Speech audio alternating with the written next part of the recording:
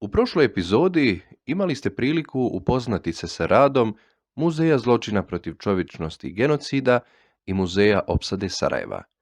U sastavu ustanove Bosanskih muzeja sjećanja djeluje još jedan muzej u Mostaru. Riječ je o Muzeju žrtava rata i genocida.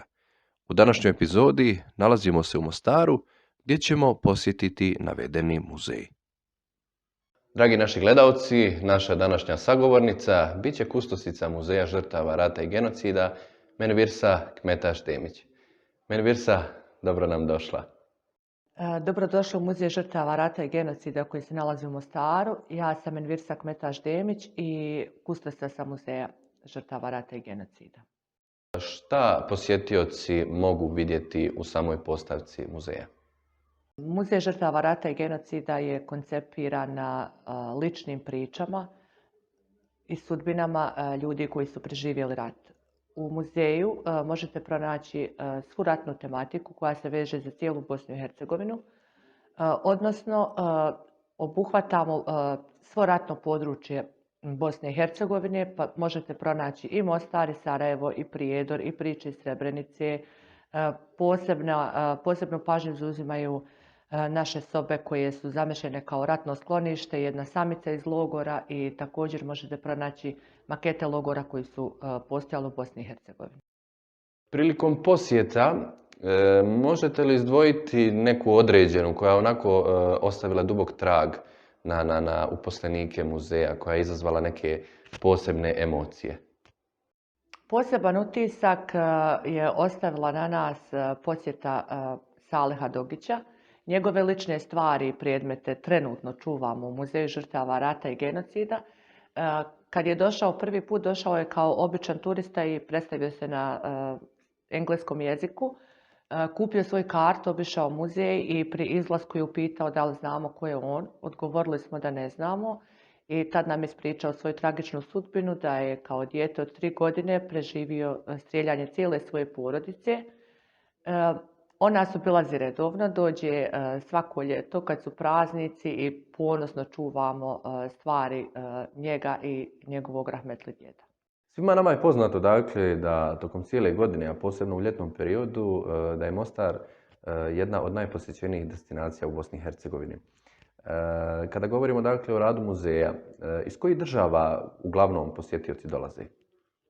Najveći broj posjetilaca muzej broji tokom ljetnih mjeseci, odnosno tokom ljetne sezone u Mostaru. Tako imamo turiste iz cijelog svijeta. Najveći broj posjetilaca bude iz Turske, Italije, Španije. Ove godine smo imali posjetioce iz Argentine, Brazila, Australije.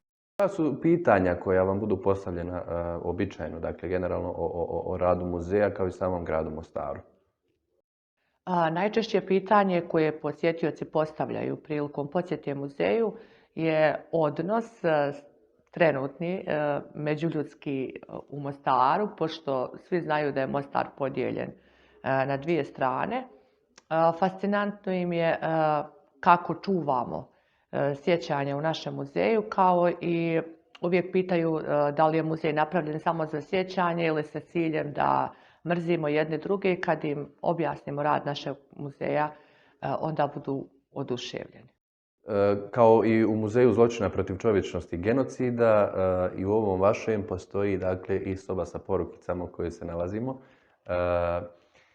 Mnoštvo poruka ovdje vidim. Nisam uspio mnogo njih baš da pročitam, ali kakvi su uglavnom komentari, odnosno kakve su uglavnom poruke koje posjetioci ostave? Soba u kojoj se trenutno nalazimo je soba s porukama i najčešće poruke koje možete pronaći u njoj su poruke mira. Nerijetko ljudi crtaju različite stvari, pa često ćete pronaći slike mosta ispod kojeg piše ne više rat ili mir u cijelom svijetu. Postoje 2 prostorije koje su mi se onako posebno me dojmile. To ratno sklonište i samica. Možete li nešto više o tome reći i približiti našim gledalcima?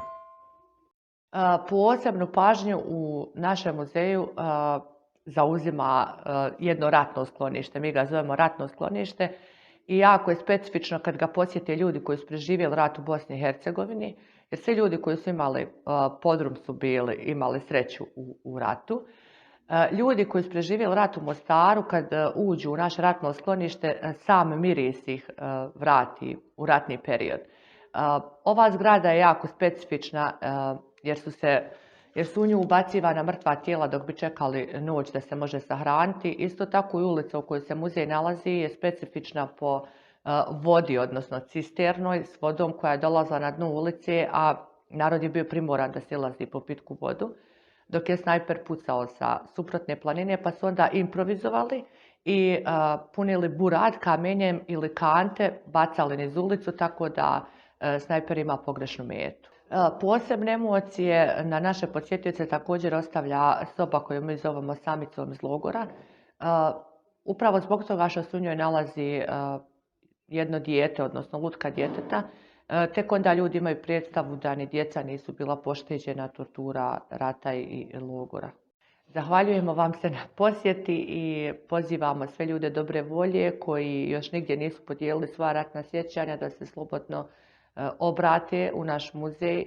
Bit će nam čast i zadovoljstvo čuvati vaša sjećanja i vaše stvari.